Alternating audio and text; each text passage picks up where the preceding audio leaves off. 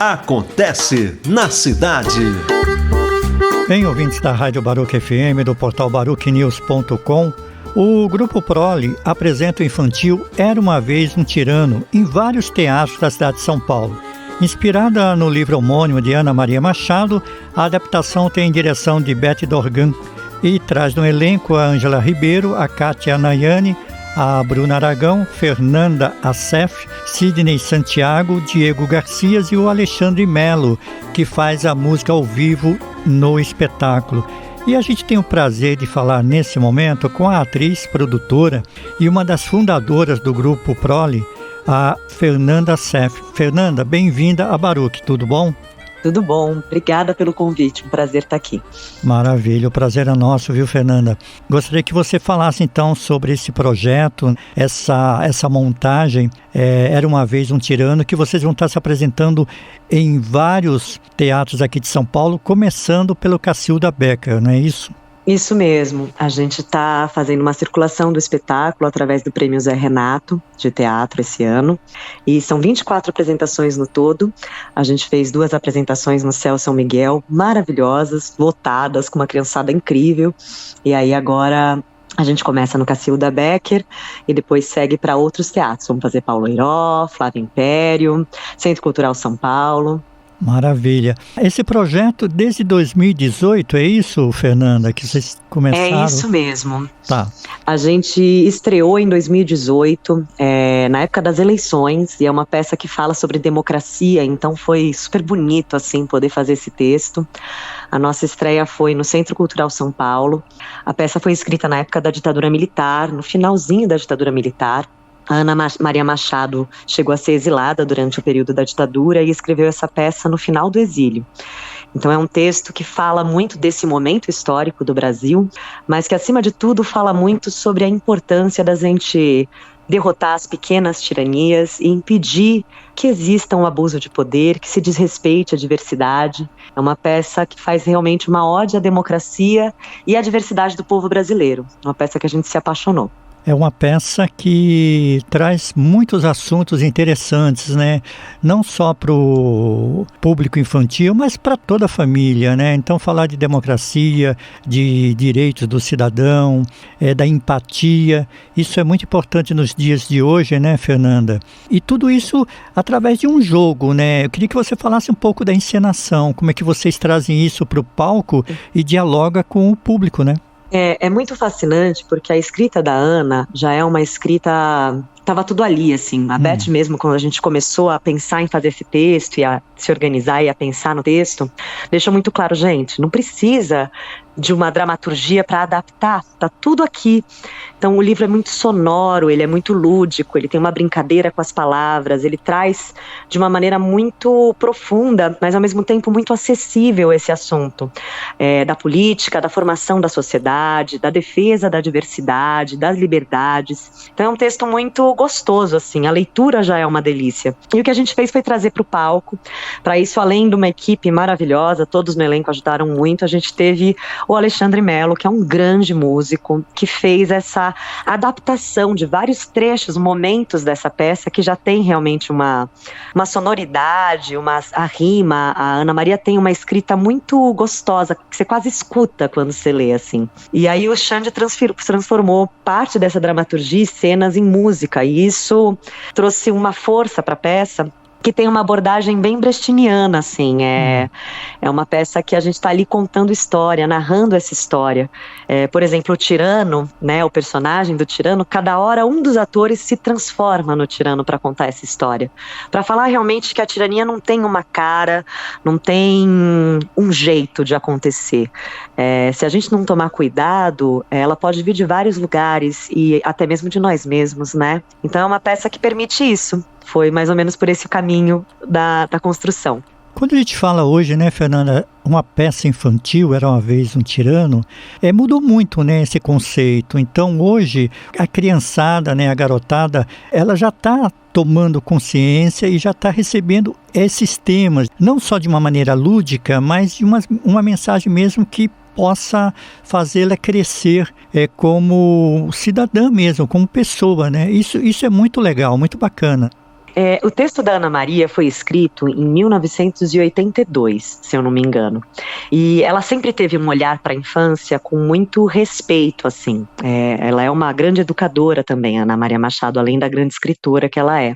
E eu sinto que a infância, a criança, sempre teve a capacidade de dialogar de forma muito profunda sobre esses assuntos. O que faltava talvez fosse os adultos se permitirem dialogar.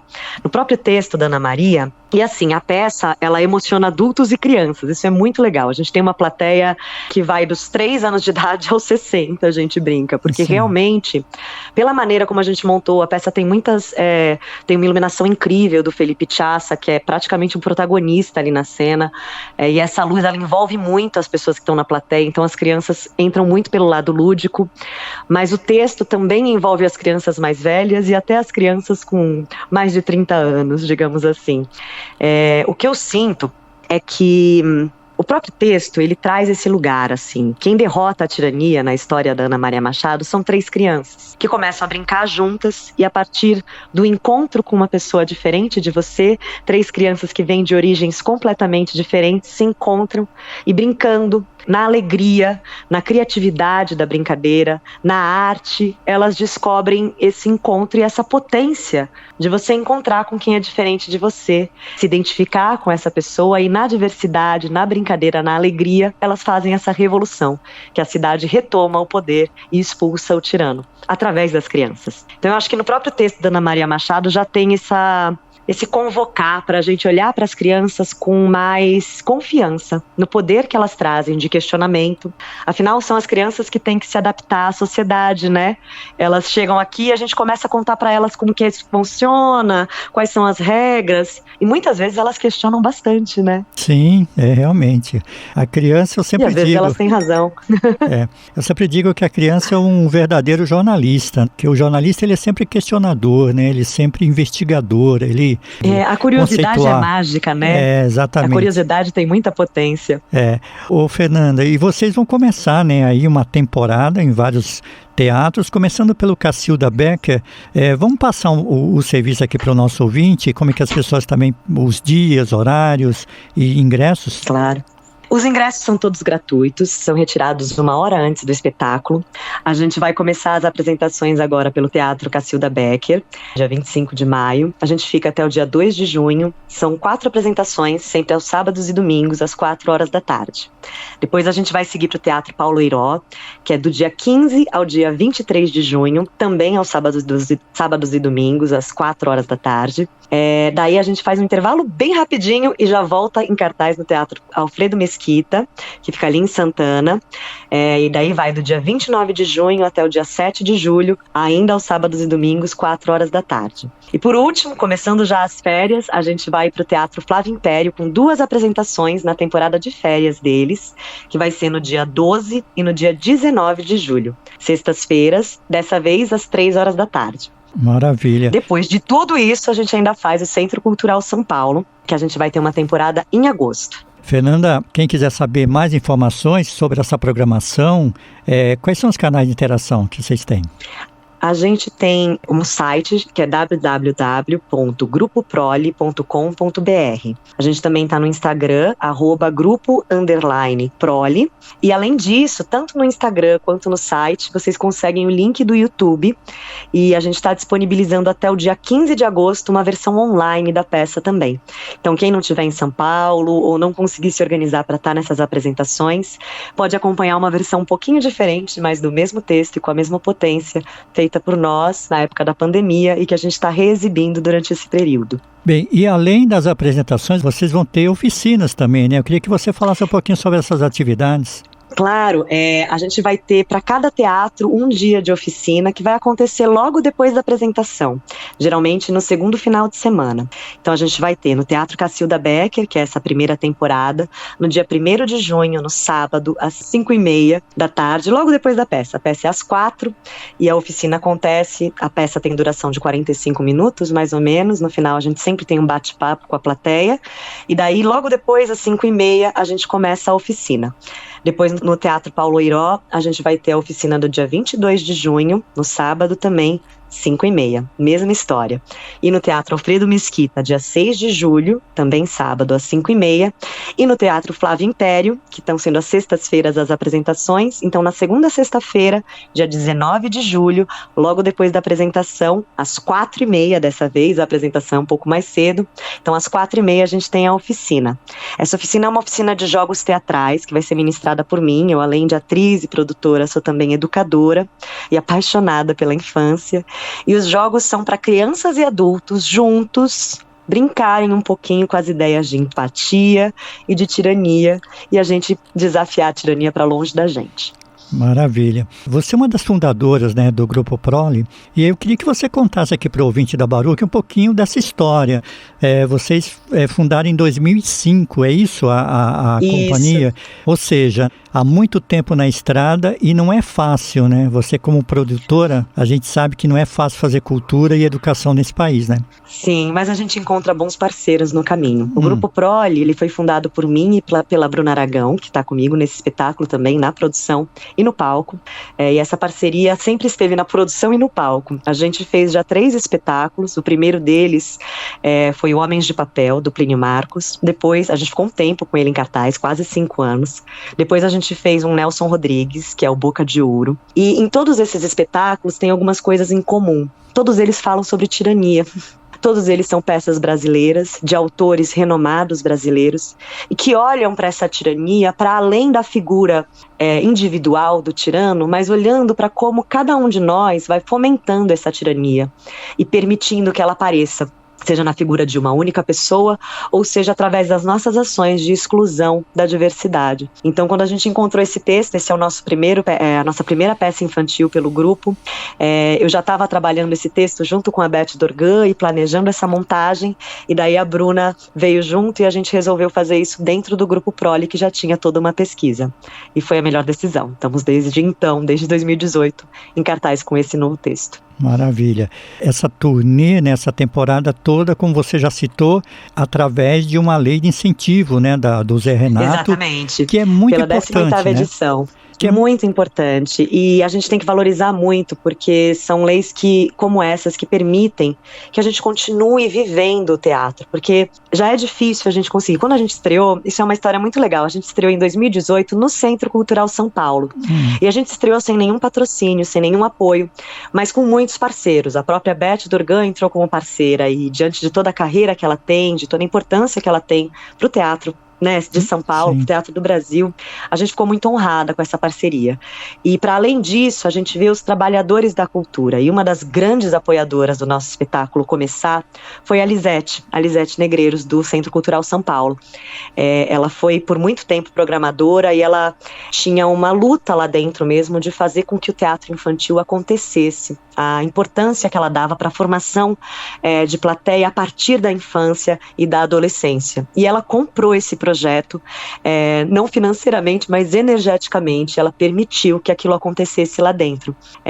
E foi isso que permitiu a nossa estreia, e desde então a gente segue com esse espetáculo prosperando e levando para muitos lugares mesmo. A gente fez Sesc, a gente fez SESI, a gente viajou pelo interior de São Paulo, e estamos voltando agora para a capital com toda essa potência e com o desejo de ainda passear muito pelo Brasil com esse espetáculo, porque a gente tem que começar a entender que o espetáculo vai ganhando potência, força também de comunicação, e começar a fomentar projetos que já estão há algum tempo na estrada para percorrerem mais estradas. Afinal, o Brasil é grande, né? São Paulo é enorme. Sim. Então, vamos levar esses espetáculos que já têm uma profundidade de pesquisa até para continuar, né? A gente resiste um pouco no Brasil a fazer carreira com os espetáculos, e é tão gostoso poder fazer isso.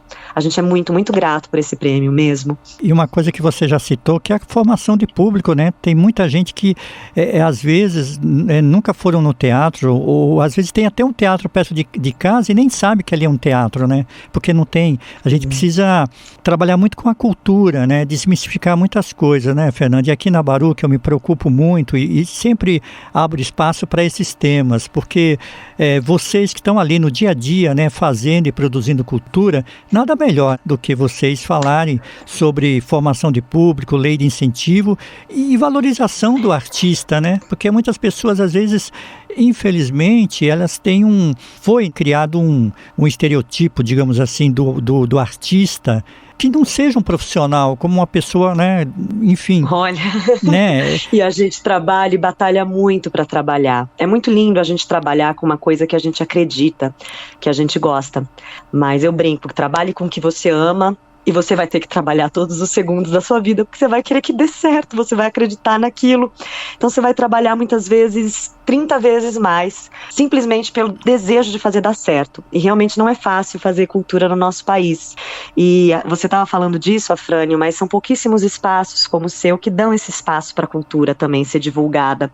A gente perdeu muitos espaços jornalísticos importantes ao longo dos últimos anos, muitos espaços de crítica teatral. E isso também é fundamental para a construção do público, porque o artista, ele é muito acessível. A partir do momento que você encontra com ele, ele tem um desejo de troca tão, tão sincero, a gente se prepara tanto para esse encontro com o público, e dentro desse espetáculo a gente teve a oportunidade de ir para tantos lugares, conhecer tanta gente que estava assistindo teatro pela primeira vez, e é tão emocionante isso. Ao mesmo tempo, a gente também foi para lugares incríveis, em que existe uma batalha silenciosa de formação de público e de trazer cultura. Os espaços dos céus, por exemplo, da Secretaria da Educação, é um lugar lindo de ver, assim, os espaços que eles constroem físicos mesmo, sabe? Sim. É um espaço de entretenimento, de reunião de pessoas, de troca, de acolhimento da comunidade, e todos eles com um teatro bacana, com crianças sedentas, crianças e adolescentes sedentos de assistir espetáculo, de trocar com a gente, de questionar e de pensar junto com a gente essa realidade de uma forma criativa. Então, assim, para além de muito trabalho, existe também muita recompensa, que nem sempre é uma recompensa financeira, mas que existe dentro do fazer teatro, uma recompensa humana muito bonita, existe. Com certeza. Bem, Fernanda, quero agradecer muito a tua participação aqui na Baruch, seja sempre bem-vinda. Repete de novo o canal de interação, né, os canais de interação, para as pessoas terem mais informações sobre essa temporada, que começa no dia 25 de maio, no Teatro Cacilda Becker, depois vai para o Pauleró, dia 15 a 23 de junho, Alfredo Mesquita, 29 de junho a 7 de julho, e termina no Flávio Império, 12 e 19 de julho, sexta-feira às 15 horas. É isso, né, Fernanda? Isso mesmo, e depois a gente vai seguir em agosto para o Centro Cultural São Paulo, mas a gente anuncia daqui a pouquinho, assim que tiver fechado 100%. Maravilha. Qual o canal de interação? O canal de interação é grupoprole.com.br. E tem também o Instagram, @grupo_, aquele tracinho embaixo, prole. Bem, e para encerrar, já que a gente está numa emissora de rádio, eu queria que você deixasse uma música do teu gosto, do teu repertório, dividisse com o nosso público. O que você gostaria de ouvir aqui na Baruch? Olha, eu cantaria uma música do espetáculo, que são músicas belíssimas. A gente é doido para gravar e mandar para as rádios, porque realmente é um trabalho lindo. Mas tem uma música que eu gosto muito, do Caetano Veloso, e que teve um dia, num dos nossos espetáculos, que estava tocando, e todos nós ficamos muito emocionados, porque era um momento político muito forte. É uma música que é de uma alegria, de uma força. Eu pediria Podres Poderes, do Caetano Veloso. Fernanda, obrigado e seja sempre bem-vinda aqui na Baruch, viu? Muito obrigada, Frânio. Muito obrigada por esse espaço. Que vocês prosperem muito, porque o jornalismo que você faz é fundamental para a formação humana das pessoas e para a formação de público na cultura. Muito, muito obrigada. Ouvimos na Rádio Baruch FM a atriz e produtora Fernanda Seff, que apresenta o espetáculo infantil Era uma Vez um Tirano em vários teatros da cidade de São Paulo.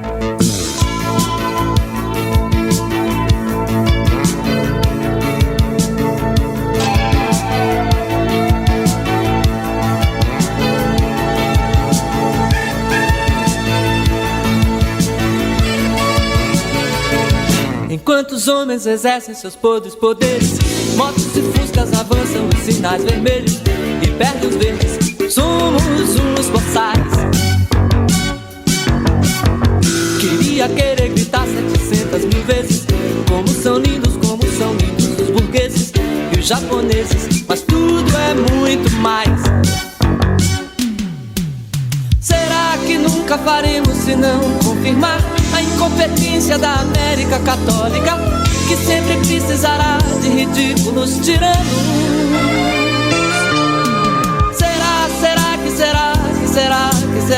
Será que esta minha estúpida retórica terá que soar, terá que se ouvir por mais 1000 anos?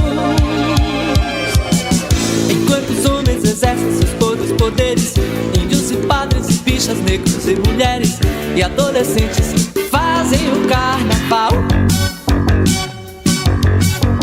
Queria querer cantar afinado com eles, silenciar em respeito ao seu transe num êxtase, ser indecente, mas tudo é muito mal. Ou então cada paisano e cada capataz, com sua burrice para jorrar sangue demais nos pantanais, nas cidades caatingas e nos gerais. Será que apenas os hermetismos pasquais, os tons, os 1000 tons, seus sons e seus dons geniais nos salvam, nos salvarão dessas trevas e nada mais? Enquanto os homens exercem seus podres poderes, morrer e matar de fome, de raiva e de sede são tantas vezes gestos naturais. Eu quero aproximar o meu cantar vagabundo daqueles que velam pela alegria do mundo, indo mais fundo, jeans e bens e tais. Será que nunca faremos senão confirmar a incompetência da América Católica, que sempre precisará de ridículos tiranos?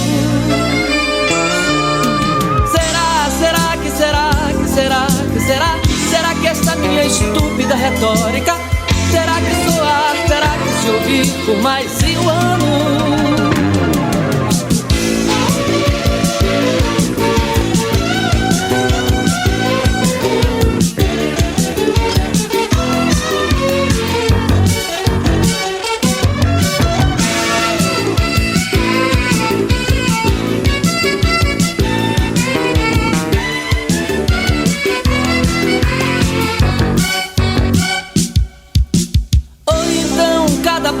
E cada capataz, com sua burrice para jorrar sangue demais nos pantanais, nas cidades caatingas e nos gerais. Será que apenas os hermetismos pasquais, os tons, os 1000 tons, seus sons e seus dons geniais nos salvam, nos salvarão dessas trevas e nada mais? Enquanto os homens exercem seus podres poderes, morrer e matar de fome, de raiva e de sede são tantas vezes gestos naturais. Eu quero aproximar o meu cantar vagabundo daqueles que velam pela alegria do mundo, do mais fundo, jeans e bens e tais. Do mais fundo, jeans e bens e tais. Do mais fundo, jeans e bens e tais.